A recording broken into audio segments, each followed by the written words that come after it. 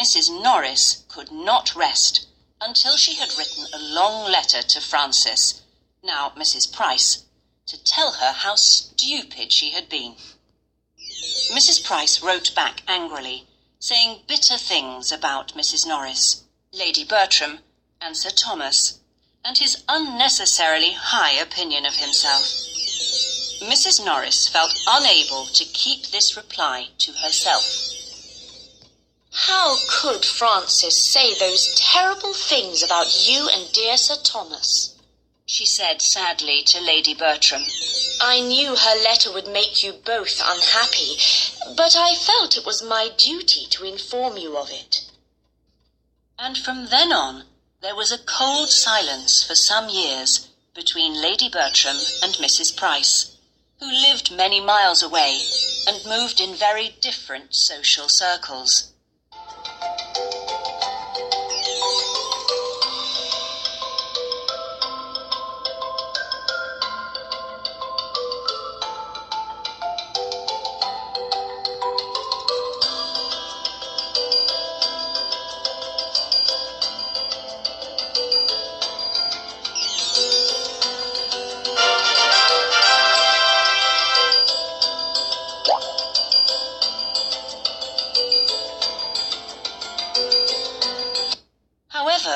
Interestingly, Mrs. Norris continued to hear from her younger sister, and almost every year she told the Bertrams in an angry voice, Really, it's too bad of her. Frances has had another child. By the end of 11 years, Mrs. Price had a large family of 8 children, and would soon have a 9th. It seemed her husband was well enough to go drinking with his friends, but couldn't earn enough money to keep his family, and they were very poor. Now, Mrs. Price was sorry that she had cut herself off from her sisters, so she wrote a letter to Lady Bertram asking for help. Sir Thomas and Lady Bertram were happy to reply. They sent money and baby clothes.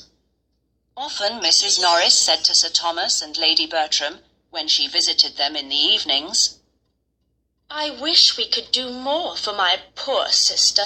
She has so many children, poor thing. And soon she had an idea. Her oldest daughter is a girl of 9 or so. Why shouldn't we, the 3 of us, offer to take care of her? She could live with us at Mansfield. That would...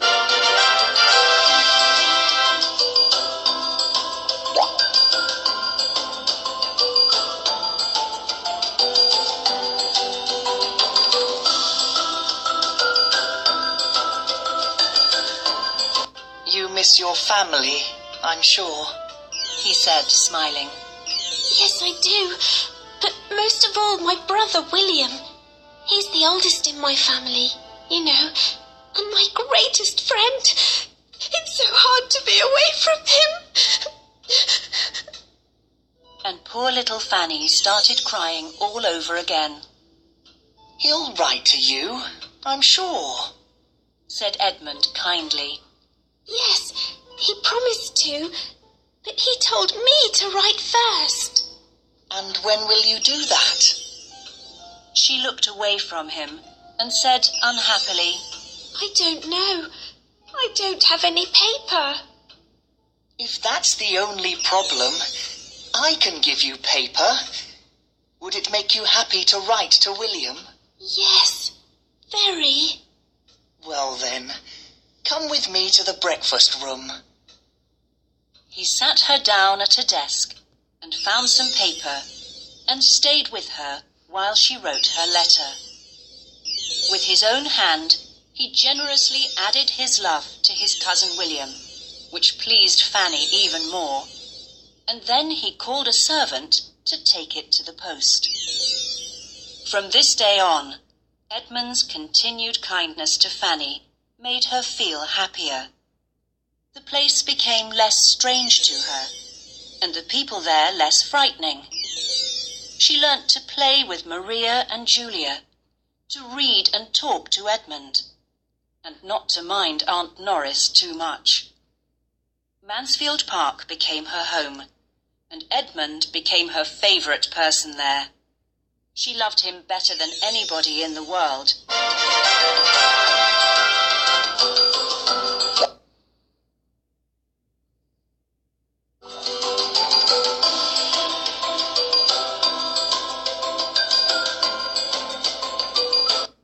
That autumn and winter, they were invited to all the parties and balls in the country towns around them, and were very popular with the young men. Lady Bertram was too lazy to go with her daughters, but luckily Mrs. Norris was happy to take her sister's place. Fanny was not invited by anybody.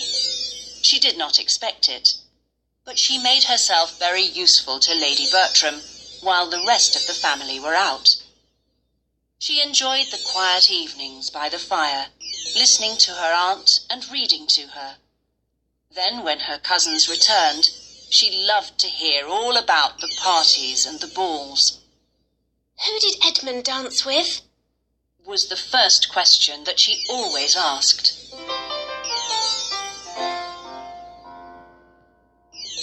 In the spring, Edmund noticed that Fanny was not looking well. He decided that she was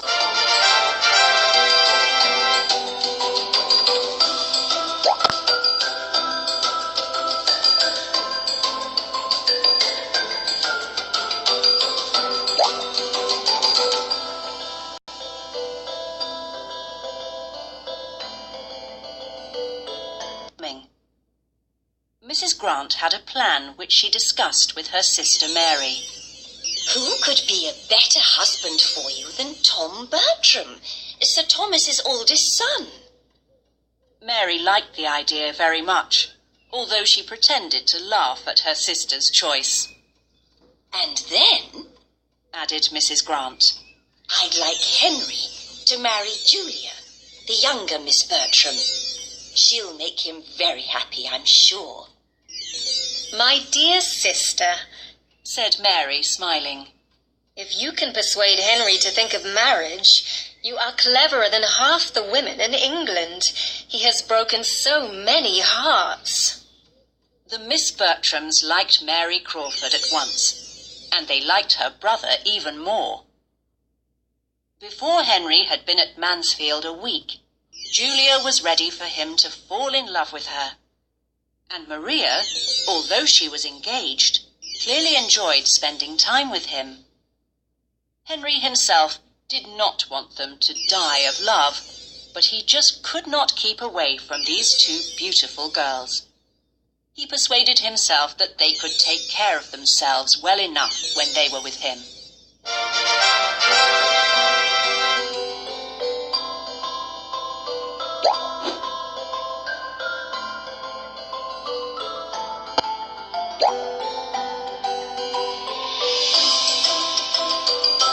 The next morning, Edmund asked Fanny eagerly, "What do you think of Miss Crawford?" "I like her very much. She talks amusingly, and she's so pretty." "Yes, what a lovely face. What intelligent conversation." It was clear that Edmund admired Mary Crawford greatly, and in the next few days his admiration for her grew still greater. The harp arrived, and he went every day to the parsonage to hear his favourite instrument played beautifully. A pretty, clever young woman like Mary Crawford, playing a harp as fine-looking as herself, near a door opening onto a garden in summer, was enough to catch any man's heart. Mary realised to her surprise that she had begun to look forward to Edmund's visits. She did not know why, because he was only a younger son, and he did not try to flatter her, but she liked to have him near her. That was enough. Fanny did not wonder that Edmund visited the parsonage every day. She was sorry that she herself did not see him so often now, but she did feel hurt when Edmund asked if Miss Crawford could borrow her horse.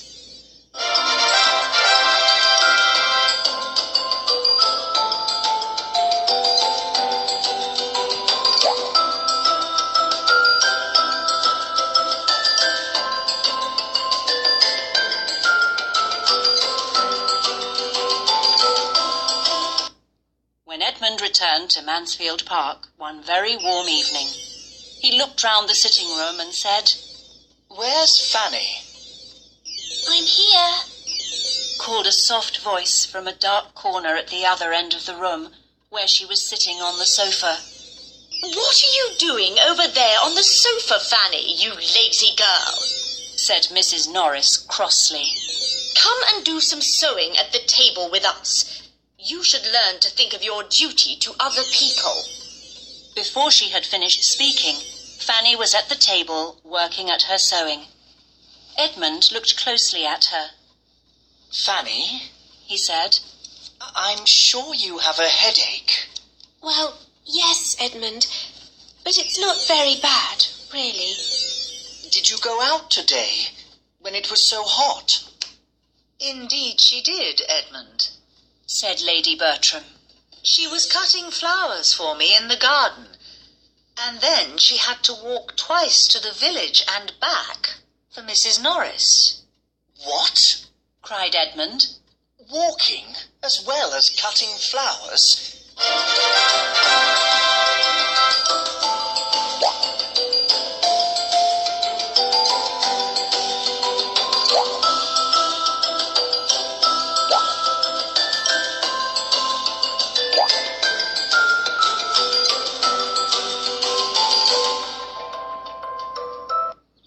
On the day of the visit, the Miss Bertrams, Mrs. Norris, Miss Crawford, and Fanny were driven by Henry Crawford in his carriage, while Edmund rode his horse to Southerton. Fanny was very happy to look silently out of the carriage windows at the beautiful countryside. She was not like Mary Crawford, whose only interest was in people, and who preferred talking. But they were like each other in one way. They both kept their eyes on the road, looking out for Edmund. And when they saw his horse, both of them cried, There he is! At the same moment. Mr. Rushworth welcomed his guests to Southerton.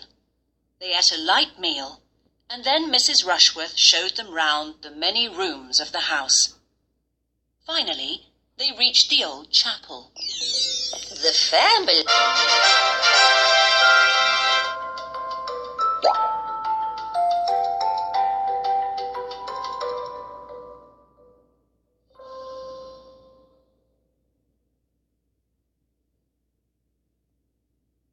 Look at Mr. Rushworth and Maria.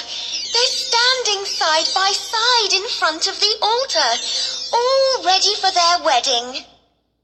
Henry Crawford had noticed this too. He went closer to Maria and said, in a voice which only she could hear, "I don't like to see you so near the altar." She whispered a reply to him.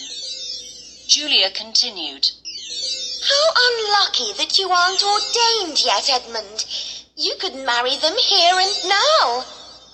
Miss Crawford's face lost all its colour when she heard this. Ordained? She said to Edmund, What? Are you going to be a clerk?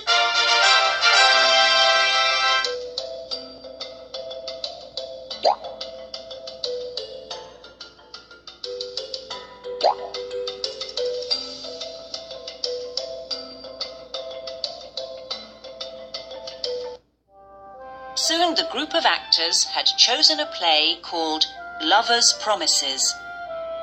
Maria took the part of the beautiful Agatha, an unmarried woman with a secret love in her past.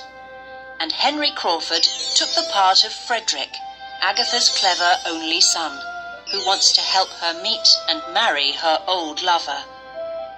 These two started rehearsing at once, and for the next few days were often seen whispering together in quiet corners of the house. Other parts were discussed and finally accepted. Even Fanny was offered a small part, but she knew she would hate acting and refused. Mary Crawford took the part of Amelia, another beautiful woman in the play. But there was a problem. Who would act the part of her lover, a clergyman called Anholt? Edmund was asked, but he refused. So Tom suggested inviting a young man who lived in the next village to be Anne Holt. That evening, Edmund came to find Fanny. This acting gets worse and worse.